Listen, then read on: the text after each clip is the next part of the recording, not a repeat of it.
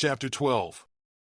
Officially, it was just the beginning of another day in the Uchiha compound, dawn's morning light casting playful shadows across the rice paper screens.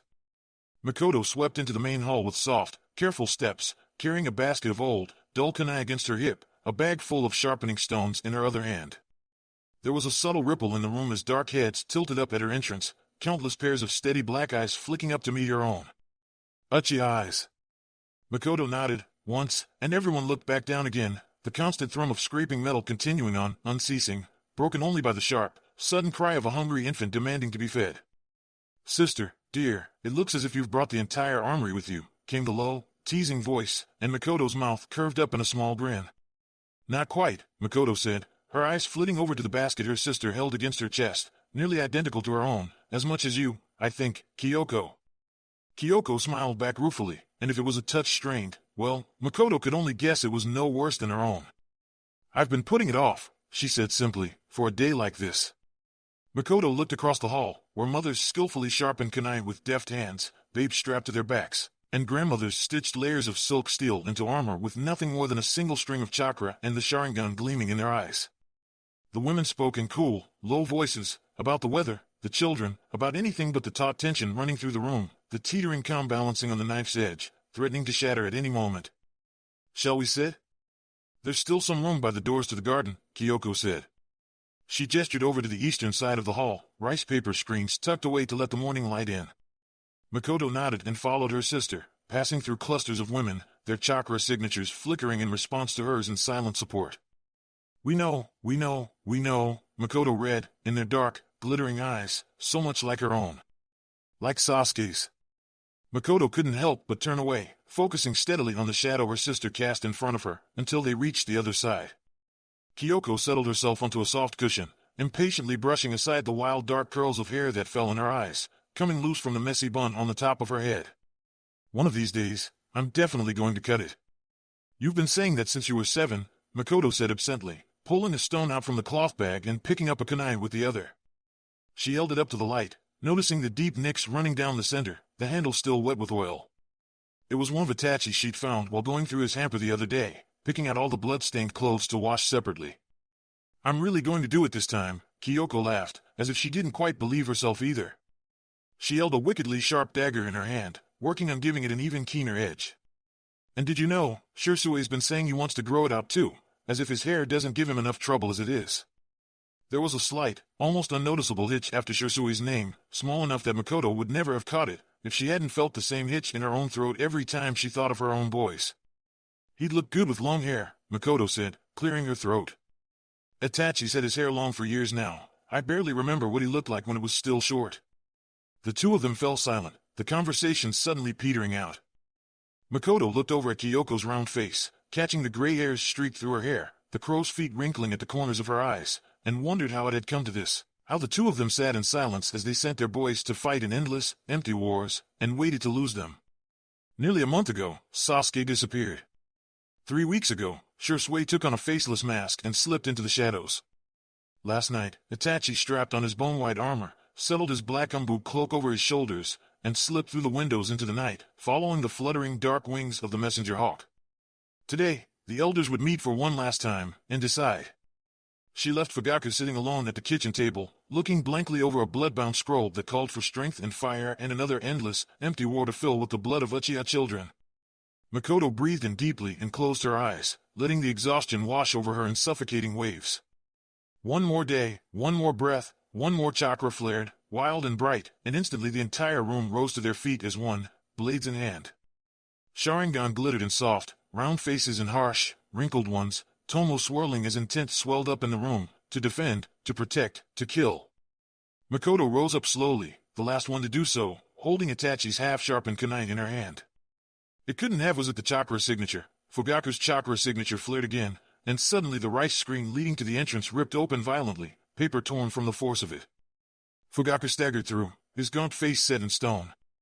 Makoto's heart clenched, felt the bile rise up in her throat, as the room began to gently spin around her. They found him. He's alive. He's in the hospital.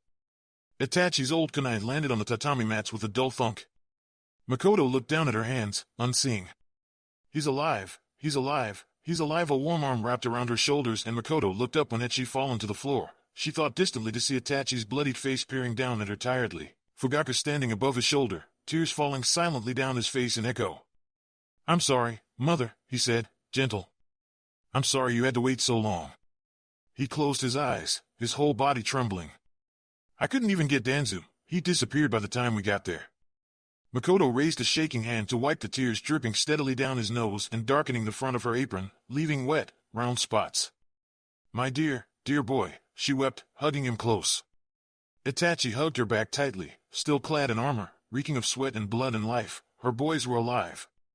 There was a distinctive clink as Itachi moved, pulling away from her hug after a long moment, inexplicably. Makoto watched in bewilderment as Itachi turned toward Kyoko, her confusion mirrored in her sister's face. Fugaku lowered his head, his hand coming to rest gently on Makoto's shoulder, his body radiating a familiar, comforting warmth. At Kyoko, Itachi bowed deeply.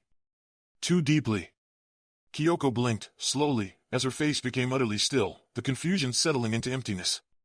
"He saved Sasuke's life," Itachi said, slowly, and the taut, teetering tension that filled the room snapped. Itachi held his two worn hands out, fingers unfolding to reveal Shirasui's dog tags.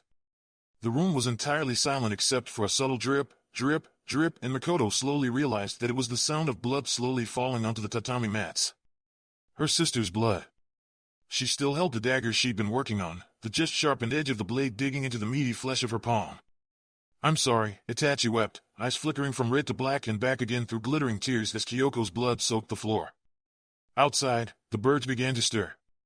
6 Umbu guards stood by the entryway to the ward, masked faces impassive as Fugaku came to a stop. "Identification," the one in the tiger mask spoke, cloaked in captain's white. He held a black scroll in hand and opened it up silently.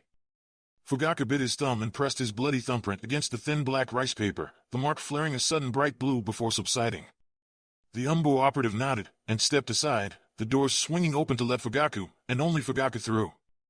The doors swung shut behind him, instantly cutting off all sound, though he knew Makoto was going through the same process behind him. Ahead of him lay another set of double doors without any handles or hinges. Fugaku blinked once, letting the Sharingan bleed through his eyes, and caught sight of the massively complex seal workings pulsating with chakra on the walls of the small vestibule. They flared 3 times in quick succession, and Fugaku felt something quite cold sink deep in his chakra coils, the sensation fading away as quickly as it appeared. The doors ahead of him swung silently inward as if on some unseen signal, and Fugaku stepped into the S-class ward of Konoha General. A medic stood waiting by the hallway, scribbling something onto a clipboard in hand. Her head jerked up as Fugaku approached, dark circles even more prominent underneath the harsh fluorescent lighting. "Uchiha Fugakudano," she said archly, back straightening a little as she flicked her cold white eyes at him. "Hyuga-sensei," Fugaku said, his voice not quite chilly. Behind him the doors swung open again, revealing Makoto's pale face as she stepped behind him. Her eyes widened, very slightly, as she caught sight of the Hyuga medic, before she bowed her head politely. "Sensei," she murmured. "Uchiha Dano," Hyuga-sensei returned, inclining her head a fraction of a degree in return. "Welcome. I trust you've both passed through the cleansing safely?" "The seals?" Fugaku asked. Hyuga-sensei nodded. "They're designed to strip you of any external chakra devices like scrolls or bombs and kill electrical devices such as radios or even watches," she explained, and started down the long, endless hallway, doors utterly unmarked and unremarkable, and without a single sign hanging in place. Corridors branched off the main hallway at irregular intervals, each looking exactly the same as the other. Hyuga-sensei strode forward with confidence, though Fugaku carefully kept track of each turn she took, knowing that Makoto did the same at his side. "Security precautions," she said drily, "as I'm sure you'll understand." Fugaku grunted, thinking of Danzu's sudden disappearance. The bastard was out there somewhere and no doubt hungry for vengeance.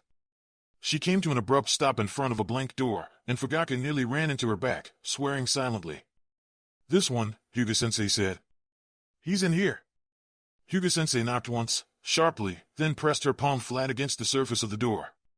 It rippled briefly, taking on the shape of her handprint, before it swung open silently, revealing one very small boy sleeping in one very large hospital bed. Fugaku suddenly found himself unable to speak. Makoto gasped, softly, as she slipped around Fugaku's unmoving body, darting into the room. Itachi, sitting next to the bed in a folding chair, rose to his feet slowly, uncharacteristically blinking back a long yawn. Mother, father, he bowed, stiffly, and Fugaku suddenly wondered if Itachi had slept at all since the Hokage's hawk had come for him last night. The thought gave his strength back to him as he forced himself into the room, heading for his eldest son. Father, Itachi said, eyes widening. Are you? Fugaku caught Itachi around the shoulders in a tight hug, resting his chin on the top of Itachi's head. How long before you would no longer be able to do this? Fugaku squeezed even tighter. You did well, my son, he said, and he felt Itachi stiffen in his arms. Itachi choked out, his breath hot against the silk of Fugaku's stiff kimono top. I'm sorry, he said over and over again in a tight, miserable voice. It wasn't enough, I couldn't save him. Fugaku drew back sharply, looking down at Itachi's weary, heartsick face. Don't demean his choice, he said, quiet. But Shisui gave his life to save Sasuke's, and Fugaku couldn't help the weakness in his voice as he spoke Sasuke's name. He chose to do so, and I grieve for it every moment of the day. But I respect it. No one forced his hand. He sacrificed himself of his own free will, for Sasuke. And for you. Itachi's eyes flickered again, black spinning into red, and for a startling moment Fugaku caught sight of what appeared to be pinwheels, before his eyes settled back. And that too doesn't mean you didn't do enough. The two of you gave so much. Fugaku's damned voice choked up again, and Fugaku couldn't but look away, only for his gaze to fall upon Sasuke's peacefully sleeping face. Damn it all to hell. Fugaku stiffened as he felt Itachi's arms slowly wrap around Fugaku's waist as he hugged back, head pressed against Fugaku's chest as if he were a little boy once more. Fugaku slowly relaxed and returned the hug, letting his hand rest on the back of Itachi's neck. Makoto looked up at him with wet eyes, one hand clenched tight around Sasuke's limp wrist. We've put him in an induced healing coma, Hyuga-sensei spoke up from behind him, and if Fugaku were a lesser man, he would have flinched. Instead, he turned his head to the side and gave the medic a cool look. Explain. To put it simply, he's been through some extreme stress these past few weeks. His body needs to heal, and so does his mind. Once we finish evaluating and treating his physical state, we'll begin exploring his mental state with Yamanaka-sensei. Hyuga-sensei tilted her head, arms crossed over her chest. There was a long pause, and then, will he be all right? Makoto asked quietly, her eyes never leaving Sasuke's face. Hyuga-sensei hesitated and blinked, her white eyes unreadable. I can't promise anything, she said carefully. But? Makoto prompted again, her voice a touch stronger. He's an Uchiha, Hyuga-sensei smiled thinly. I highly suspect he'll pull through well enough. Fugaku reached out with a trembling hand, the other still encircling Itachi, and brushed a curl of Sasuke's hair back, the bandage encircling his head stark against the pallor of his skin. Sasuke's eyes flooded with the movement, his chest rising and falling with every breath. Alive. Fugaku let the Sharingan bleed through his eyes and tracked Sasuke's breathing, the subdued flicker of his underdeveloped chakra signature, in the present and the almost future. Alive, alive, alive in every single moment. There was a quick knock at the door, and the same ripple as before the door swung open, revealing another medic with long yellow hair wrapped up in a bun. He was flanked by an Umbu operative, the same one in the tiger mask guarding the entrance to the ward. Yamanaka-sensei, Hyuga-sensei said sharply. Yamanaka looked as apologetic as a Yamanaka could look, which meant it was deeply insincere. Sorry, Hitoka-san, but he insisted. Tiger Mask inclined his head. My apologies, he said, his voice slightly muffled behind the mask, tone entirely bland. But the Hokage insists. Fugaku was about to open his mouth and let the Umbu operative know where exactly the Hokage could stuff his message, but Tiger Mask continued. A tribunal has been called. The Hokage requests and requires the full presence of the council. Fugaku shut his mouth with a sharp click. Itachi pulled away from Fugaku and towards the Umbu operative, his chakra signature rippling with intent. On what matter? Itachi asked urgently, his body pulling in tight, as if he were recoiling from a blow.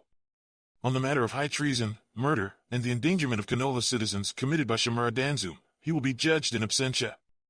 There was a room buried deep underneath the mountain where the walls were made entirely of living wood, chakra pulsating in every plank, fiber, and cell.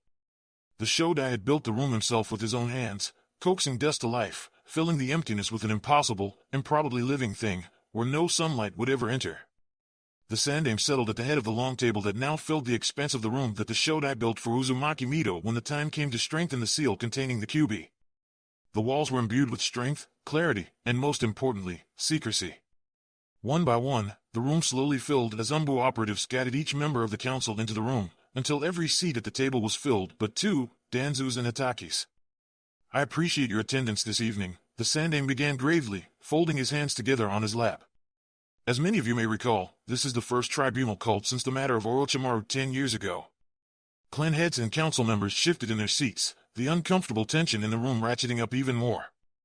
We are here today to pass judgment on the matter of Shimura Danzu's treason against the village hidden in the leaves, as well as murder and endangerment of protected Konoha citizens, in absentia. If there are any objections, state them now. The room was deathly silent. Not a single member stirred. Very well. We will begin with the full list of charges. The Sandaime gestured over to Hamura, who gave him a deeply unhappy look, before clearing his throat and reading aloud from the scroll that appeared before him. The Sandaime leaned back in his seat, considering the immovable faces set before him, watching them watch him. Shikaku's eyebrow went up, slightly, and the Sandaime very carefully did not respond at all. Hamura concluded with a cough and a long drink of water provided by a silently helpful Umbu guard standing behind his chair. There was one position behind every chair, in a ready position. Objections? There were none. Very well, the Sandaime nodded. Then we will move forward to the evidence. He made a subtle gesture, and the Umbu guard standing behind his own chair moved forward with a bundle of scrolls she placed on the table. The first exhibit. The Sandaime presented the very first piece of evidence he'd acquired, years and years and years ago, not long after that last tribunal in this room. These are reports detailing the inventory of Orochimaru's hidden laboratory in the sewers, the Sandaime said quietly, tapping the first scroll. Duplicates appeared in front of every seat, each marked with a glowing chakra number, certifying it as a legitimate copy. Evidence that Danzu deliberately falsified the reports and hid a large amount of illegal laboratory equipment and the results of Orochimaru's experiments for his own purposes. There was a rustle of paper as clan heads and council members unsealed the scrolls with bloody thumbprints. And so it went on. Falsified death certificates from orphanages in order to recruit children to his cause. Funds diverted from the Orphans and Widows Trust in order to buy tools and equipment. The transformation of Orochimaru's old laboratory, hidden in the sewers, deep amongst the roots of the old trees that anchored Konoha, into what appeared to be Danzu's base of operations. Root HQ. The Sandaime hand paused over one scroll, remembering Shirsui's final promise. I'll end this, one way or another. And so he had, the Sandaime thought sadly. This report is compiled by intelligence gathered by a special operative who infiltrated Root, the Sandaime began. Shirsui had gathered it and Kurenai had pieced it all together into a coherent report, detailing Root's movements, its base of operations, its size, safe houses, educational facilities training the young Root recruits, and weapons caches located all over the village and beyond. Which leads us to this final, precipitating event. The Sandaime pulled the last scroll towards himself. He unsealed it open and swiped his bloody thumb again on the flat rice paper. There was a puff of displaced astral smoke as a small plain white plastic box with an ordinary containment seal appeared on the table. It was strangely cold. The Sandaime noticed Fugaku closed his eyes and breathed in deeply, unsteadily. It opened with a touch of his finger. Plumes of condensation arose in the air as the box unveiled a small, shriveled piece of flesh. A small child's ear, still wet with clotted blood, perfectly preserved since it had been placed there a few weeks prior. Uchiha Sasuke disappeared 3 weeks and 4 days ago. This parcel was delivered to Uchiha Fugaku's house the night of. It is confirmed to be Sasuke's ear, thanks to independent genetic testing performed by an impartial third party, the Sandaime said quietly. Uchiha Sasuke was rescued last night, along with 35 other individuals, all under the age of 10, in Root's care. Shimura Danzu was found on site, intending on re-educating the children with the use of Yamanaka techniques. Down the far end of the table, Inoichi looked sick, his expression mirrored in varying degrees by each member of the room, save for Fugaku's dull face, his eyes flat and unseeing in what the Sandaime knew was actually blinding rage. Operatives engaged with Shimura Danzu, but he quickly disappeared, killing one and wounding several others. As of 10 minutes ago, he is still considered missing. Since his disappearance, you may have noticed that I have placed the village on high alert.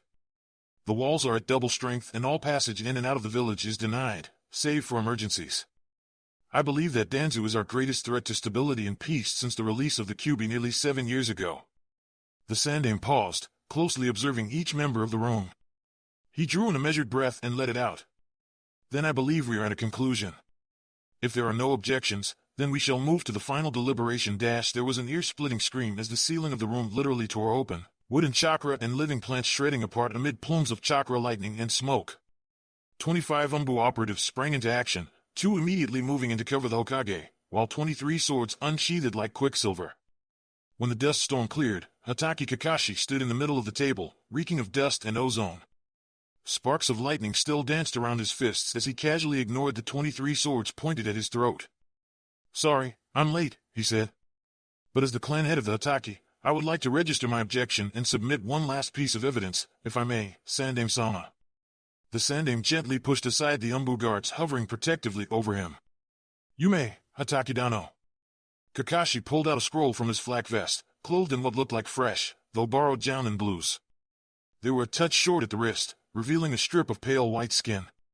He threw the scroll down onto the table, whip-like, and it unrolled the entire length of the table, falling to a stop in front of the Sandame. "Release," Kakashi said, coldly. One last puff of smoke erupted in the air, and once it cleared, the Sandame found himself peering down at what looked like Gari of Iwa's head, permanently removed from his body. "I would like to add to the list of charges. Shimura Danzu illegally misappropriated Umbu resources for his own gains, resulting in the violation of several inter-village peace treaties, as well as severe harm and death to loyal Konoha shinobi." Kakashi reeled off, looking terribly bored, his hands shoved in his pockets. "As evidenced by Gari's head, which he personally ordered Mimi to acquire and which can be independently confirmed by his servant, Yakushi Kabuto, held in the Sannin Jiraiya's custody." "Now," Kakashi snarled, and the room suddenly dropped a bone-chilling 15 degrees. "Tell me where he is so I can fucking kill him." Thank you for your views, likes, subscriptions, and overall support of my ongoing efforts to bring great content to all of you. Check out my Patreon for more mature fanfiction. The link is in the description and like everywhere on my channel.